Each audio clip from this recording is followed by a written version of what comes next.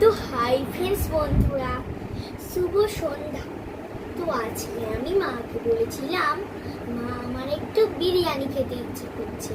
তো মা বললো যে না, পরীক্ষার রুটিন দিয়ে দিয়েছে, এখন আর ফাস্টফুড খেও না, শরীর খারাপ হবে। তো মা বললো যে তোমাকে আমি লুচি আর আলু চচ্চড়ি বানিয়ে দিচ্ছি। দেখো, এই যে আমার মায়ের হাতে লুচি আর আলু চচ্চড়ি খেলে না তোমরা পুরো মাথা ঘুরে যাবে। তো দেখো, আমি একটি লুচি নিলাম,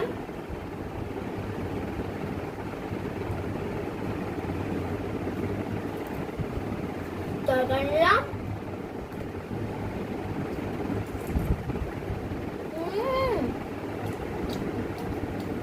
ইয়াম্মি।